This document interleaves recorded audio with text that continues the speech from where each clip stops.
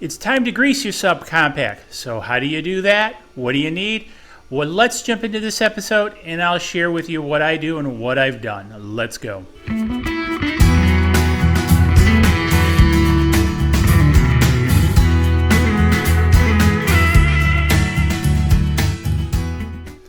Welcome to this episode of Subcompact Tractor Projects. In this episode, I want to talk about greasing. Greasing is very important for all your machinery and especially your subcompact tractor.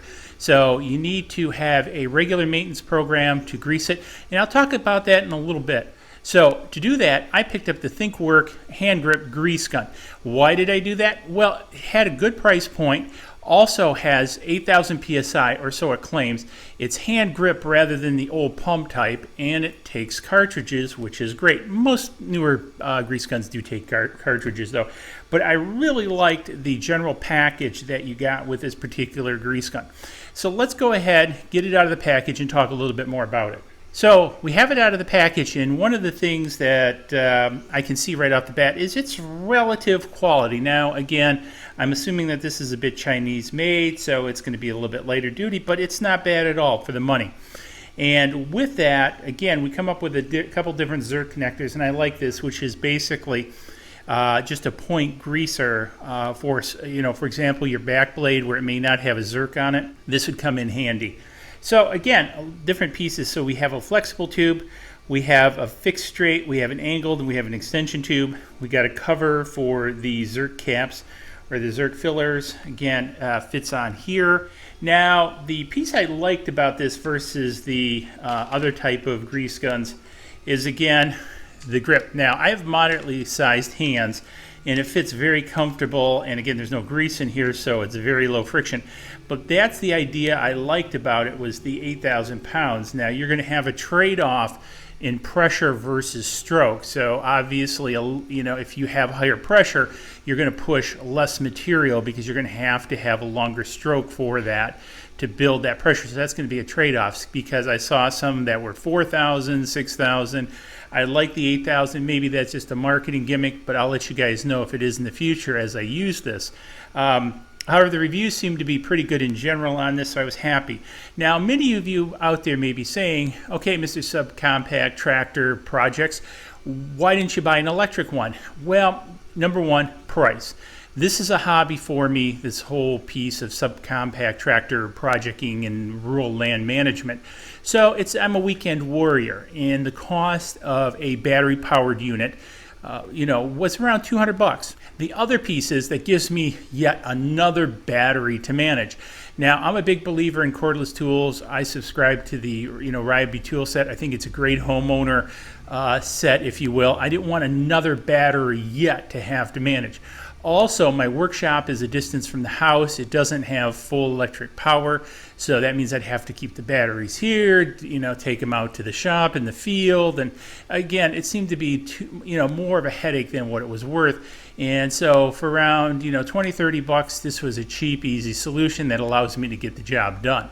Because one of the things I want to talk a little bit about greasing cycles. So you got your subcompact tractor, you're a bit new to it. How often should you grease it? Well, I'm going to share with you sort of my rules of thumb in greasing this. And I've been around heavy equipment, trucks, and that kind of stuff all my life. So I do have a little bit of background beyond just being a hobby tractorist. Now with that, if I'm taking my LS out for a heavy day of work, I do a grease once a day. That's only for a heavy day's worth of work. So if I'm going to do 5 or 8 hours worth of work with it, I'm going to grease it up and ready to go. If I'm just going to take it out for an hour or two, I may do it once every other week if that's kind of the thing that I'm using it for, because it's not getting a real workout. Maybe an hour here, hour there over the course of 2 weeks really isn't worth, at least in my opinion, to grease it every time you take it out. Because it's simply not getting, the workout needed. And again, one of the things I find is if you over-grease it, it gets kind of messy, and that's another problem in its own right.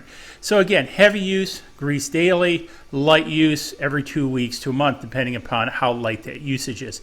Now, I'm going to make an exception here for the mower deck.